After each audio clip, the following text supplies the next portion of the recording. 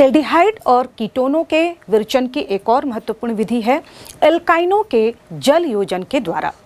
इस विधि में mercuric sulphate तथा सल्फ्यूरिक एसिड की उपस्थिति में जब एल्काइनों का यहाँ पर जल योजन किया जाता है, और हम कहें कि यदि केवल जब हम एथाइन का यहाँ पर जल योजन करते हैं तो हमें एसिटल्डिहाइड प्राप्त होता है, लेकिन इसके अलावा अन्य एल्काइनों का जब हम जल योजन करते हैं तो हमें कीटोन्स प्राप्त होते हैं।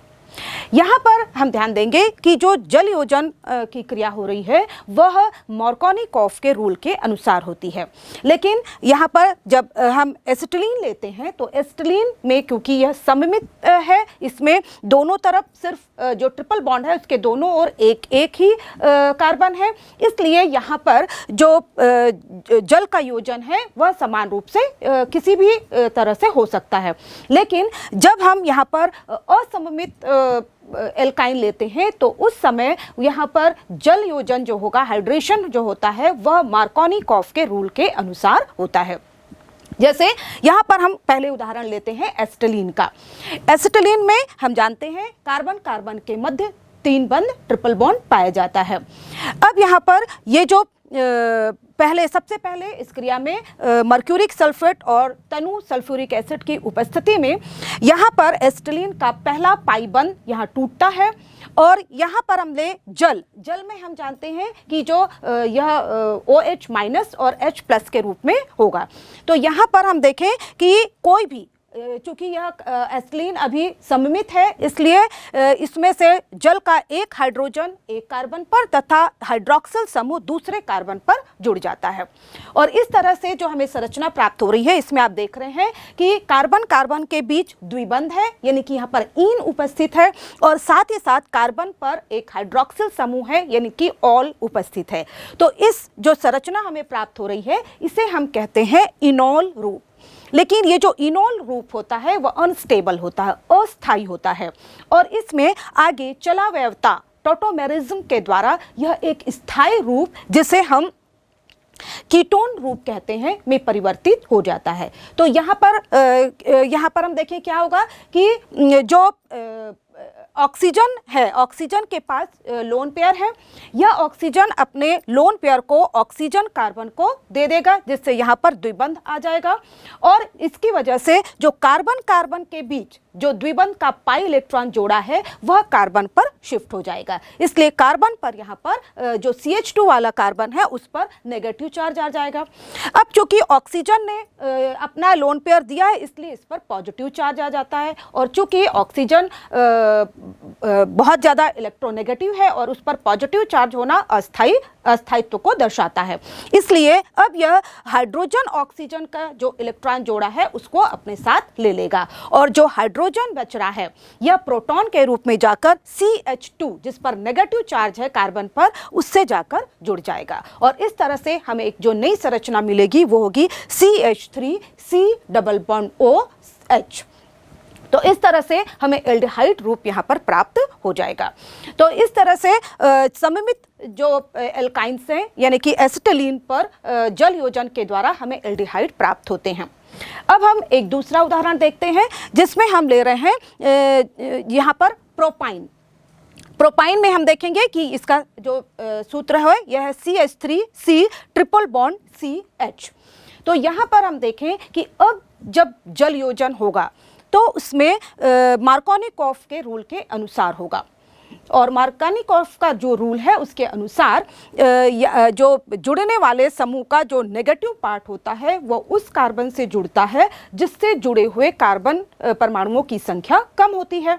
इसलिए यहाँ पर जो OH समूह है वह मध्य वाले कार्बन पर जुड़ेगा, जबकि हाइड्रोजन है वह किनारे वाले पहले कार्बन पर जुड़ जाएगा, और इस तरह से हमें पुनः हम देख रहे हैं कि एक जो संरचना प्राप्त हो रही है उसमें एक द्विबंध उपस्थित है यानी कि ईन, तथा एक जो किनारा फर्स्ट कार्बन है उसमें यहाँ पर OH समूह ऑल समूह उपस्थित है। तो इस तरह से हमें फिर से यहाँ पर एक नई संरचना मिली है जिसे हम कहेंगे इनॉल रूप, और इनॉल रूप पुनः टोटोमेरिज्म के द्वारा एक कीटोल रूप में परिवर्तित हो जाएगा जो कि ज़्यादा स्थायी अवस्था होती है। और इस तरह से हम यहाँ पर देखें कि हमें जो उत्पाद के तौर पर कीटोन प्राप्त होंगे।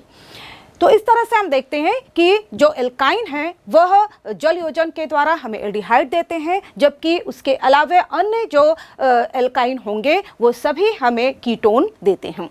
इसके अलावा यदि हम यहाँ पर एरोमेटिक एल्काइन का उपयोग करते हैं तो वहाँ उससे हमें एरोमेटिक कीटोन भी प्राप्त हो जाएंगे इसी तरह से। तो ये है एल्काइनों के जल योजन द्वारा हम कीटोन और एल्डिहाइड दोनों ही प्राप्त कर सकते हैं। इसके बाद हम अगली विधि की तरफ चलते हैं। इसके बाद हम कुछ ऐसी विधियों को जानेंगे जिसके द्वारा हम केवल एल्डिहाइडों का विरचन कर सकते हैं। एल्डिहाइडों को प्राप्त करने की जो विधि है वह है नाइट्राइल के अपचयन के द्वारा। एल्किल नाइट्राइल जिसका सामान्य सूत्र होता है RCN, जिसमें कि कार्बन और नाइट्रोजन पर त्रिबंध ट्रिपल बॉन्ड पाया जाता है। जब इनकी क्रिया हाइड्रोक्लोरिक अम्ल की उपस्थिति में स्टेनस क्लोराइड के साथ कराई जाती है तो ये स्टेनस क्लोराइड के द्वारा अपचयित हो जाते हैं तथा संबंधित एल्किल इमीन में परिवर्तित होते हैं, और ये जो एल्किल इमीन प्राप्त होते हैं ये आगे जल अपघटन के द्वारा एल्डिहाइड देते हैं।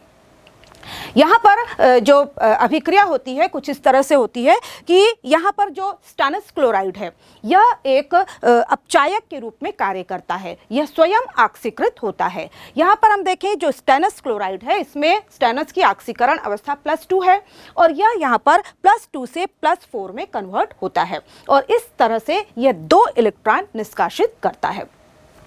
यहाँ पर हम देखें जो नाइट्राइल है, जैसे यहाँ पर हमने लिया है एथेन नाइट्राइल CH3 तो यहाँ पर जो कार्बन नाइट्रोजन के बीच 3 बंध हैं उसमें से एक पाई बंध टूटता है और यहाँ पर जो इलेक्ट्रॉन है, चूंकि नाइट्रोजन ज़्यादा इलेक्ट्रोनेगेटिव है इसलिए इस पर ऋण आवेश होता है जबकि कार्बन पर धन आवेश होता है।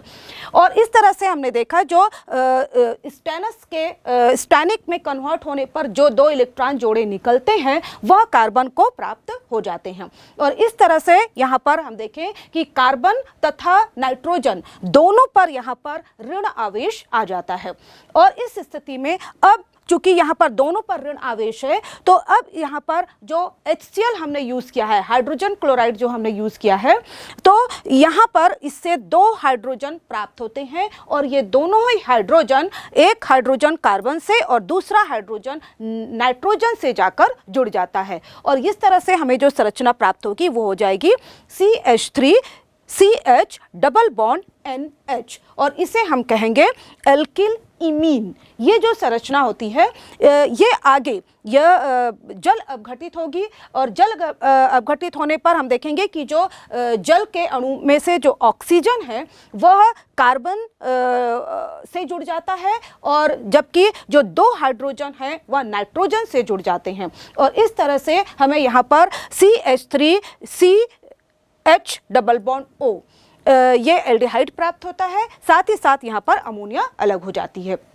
तो इस तरह से हम देख रहे हैं कि यहाँ पर एल्किल नाइट्राइल के अपचयन के द्वारा हमें एल्डिहाइड प्राप्त होते हैं। इसी तरह से हम यहाँ पर एक और विधि देख सकते हैं। इसी तरह का एक और अभिकर्मक है जिसे डाइबल H कहा जाता है।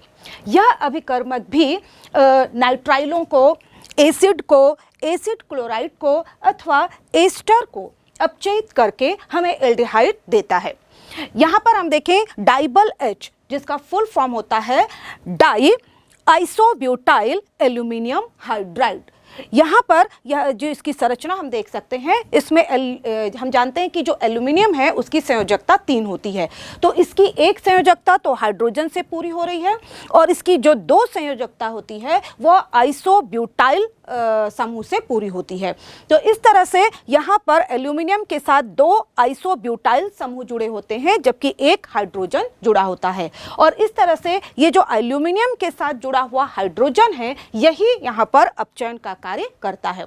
तो जब हम यहाँ पर एल्किल नाइट्राइल का उपयोग करें या फिर हम यहाँ पर एसिड का उपयोग करें, एसिड क्लोराइड का उपयोग करें या फिर एस्टर का उपयोग करें, ये सभी यहाँ पर डाइबल H अभिकर्मक के द्वारा अपघटित होकर पहले यहाँ पर एक योगात्मक उत्पाद देते हैं और जो कि आगे जल अपघटित होकर यह हमें एल्डिहाइड देते हैं। जैसे हम यहाँ पर देख सकते हैं कि नाइट्राइल का जब हम डाइबल H के साथ यहाँ पर क्रिया कराएंगे तो यहाँ पर भी हमें पहले एक योगात्मक उत्पाद प्राप्त होगा। यहाँ पर भी जिस तरह से जैसे यहाँ पर हमने लिया है CH3C ट्रिपल बॉन्ड N, जब इसकी डाइबल H के साथ क्रिया होगी तो यहाँ पर 2 हमें हाइड्रोजन प्राप्त होंगे, जो कि दोनों हाइड्रोजन एक कार्बन से और दूसरा नाइट्रोजन से अटैच हो जाएगा और इस तरह से हमें संबंधित इमीन प्राप्त होंगे और ये इमीन आगे जल अपघटित होकर एल्डिहाइड देंगे। तो इस तरह से एस्टर भी डाइबल H के द्वारा अपचयित होकर हमें एल्डिहाइड देते हैं। तो ये थी एल्डिहाइडों को प्राप्त करने की कुछ महत्वपूर्ण विधियां। इसके बाद हम देखते हैं कुछ एरोमेटिक एल्डिहाइडों को के निर्माण की विधियों को। तो एरोमेटिक एल्डिहाइडों का निर्माण करने के लिए हम प्रायः बेंजीन के व्युत्पन्नों का उपयोग करते हैं। जैसे कि यहाँ पर हम ले सकते हैं बेंजीन का मेथिल व्युत्पन्न है जिसे हम टालुइन भी कहते हैं। तो टालुइन बेंजीन के एल्किल व्युत्पन्नों का ऑक्सीकरण करके हम एल्डिहाइड प्राप्त कर सकते हैं।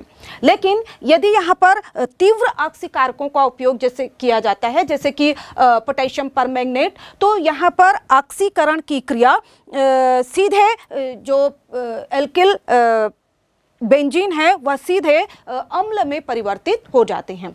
लेकिन यदि हम यहाँ पर उपयुक्त ऑक्सीकारकों का उपयोग करें तो यहाँ पर जो कंप्लीट ऑक्सीडेशन नहीं होगा और ऑक्सीडेशन की क्रिया को रोका जा सकता है और एल्डिहाइड प्राप्त किया जा सकता है। तो इसके लिए अलग अलग प्रकार के ऑक्सीकारकों का उपयोग किया जाता है। जैसे कि एक ऑक्सीकारक है क्रोमिल क्लोराइड। तो यहाँ पर क्रोमिल क्लोराइड जिसका सूत्र होता है CrO2Cl2। क्रोमिल क्लोराइड जहाँ की क्रिया के द्वारा हम जो एल्किल बेंजीन है, जैसे कि हमने यहाँ पर टालुइन लिया है, तो टालुइन का जब हम ऑक्सीकरण करते हैं तो यहाँ पर एक माध्यमिक उत्पाद प्राप्त होता है जिसे क्रोमियम संकुल कहा जाता है। यहाँ पर आप अभिक्रिया को देख सकते हैं कि कार्बन डाइसल्फाइड विलायक में जब हम टालुइन की क्रिया क्रोमिल क्लोराइड के साथ कराते हैं तो यहाँ पर आप देखेंगे कि जो टालुइन में जो मेथिल समूह है उसमें कार्बन के साथ 3 हाइड्रोजन है, इसमें से 2 हाइड्रोजन के साथ जो यहाँ पर जो क्रोमिल क्लोराइड हमने लिया है वह समूह यहाँ पर अटैच हो जाता है और एक कॉम्प्लेक्स यहाँ पर हमें प्राप्त होता है जिसे हम कहते हैं क्रोमियम कॉम्प्लेक्स। और यह क्रोमियम कॉम्प्लेक्स आगे जब इसका जल अपघटन होगा तो यहाँ पर हमें एल्डिहाइड प्राप्त होते हैं। तो इस तरह से यहाँ पर हम क्रोमिल क्लोराइड के उपयोग के द्वारा कंप्लीट ऑक्सीकरण को रोककर एल्डिहाइड प्राप्त कर सकते हैं। और इसी तरह से यह जो अभिक्रिया कहलाती है उसे हम इटार्ड अभिक्रिया कहते हैं। इसी यहाँ पर जो ऑक्सीकरण हो रहा है वो पार्शियल आंशिक ऑक्सीकरण हो रहा है। दूसरी ओर यदि यहाँ पर हम तीव्र ऑक्सीकारक ले, इसी जगह पर यदि पोटेशियम परमैंगनेट का उपयोग करते हैं तो जो ऑक्सीकरण की क्रिया है वो एल्डिहाइड पर रुकती नहीं है और सीधे हमें एसिड, जैसे कि यहाँ पर बेंजीन हमने टालुइन लिया है तो हमें वहाँ पर बेंजोइक एसिड प्राप्त हो जाएगा। तो इसी तरह से यहाँ पर एक और ऑक्सीकारक का उपयोग हम कर सकते हैं और वह है क्रोमिक ऑक्साइड जिसका सूत्र है CrO3। इसके द्वारा भी हम बेंजीन व्युत्पन्न का, जैसे कि एल्किल बेंजीन जिसे हम टालुइन कहेंगे, टालुइन के ऑक्सीकरण के द्वारा हम यहाँ पर एल्डिहाइड प्राप्त कर सकते हैं।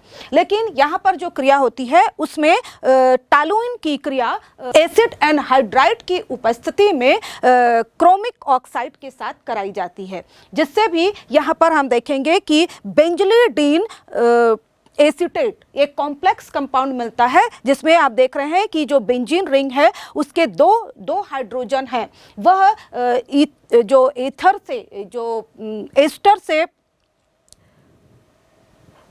जो एसिटिक एनहाइड्राइड से प्राप्त जो एसीटेट समूह है CH3COO CH3COO समूह के द्वारा रिप्लेस हो गए हैं। और इस तरह से यह जो एक माध्यमिक संरचना हमें प्राप्त होती है, इसका जब हम आगे जल अपघटन करते हैं तो इससे हमें बेंजल्डिहाइड प्राप्त हो जाते हैं।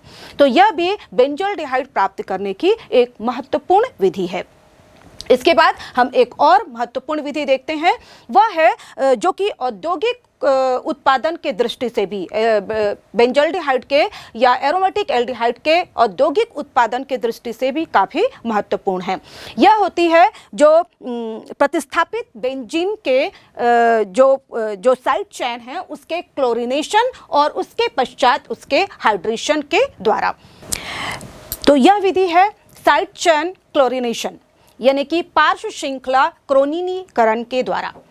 यहाँ पर हम जो क्रिया कराई जाती है वो क्लोरीन के साथ जो टालुइन, जैसे हमने लिया है बेंजीन का एल्किल व्युत्पन्न टालुइन, जब इसकी क्रिया सूर्य के प्रकाश में अल्ट्रावायलेट लाइट में जब क्लोरीन के साथ कराते हैं तो यहाँ पर जो मेथिल समूह है उसका दो हाइड्रोजन दो क्लोरीन परमाणुओं के साथ यहाँ पर यह प्रतिस्थापित हो जाता है। और इस तरह से यहाँ पर हमें बेंजिलिडीन क्लोराइड, बेंजिलिडीन डाइक्लोराइड हमें प्राप्त होता है, जिसका सूत्र आप देख रहे हैं। बेंजीन रिंग है जिसमें कि जो कार्बन मेथिल समूह जुड़ा हुआ है उससे एक कार्बन जुड़ा हुआ है, जबकि दो यहाँ पर Cl2 समूह जुड़े हुए हैं।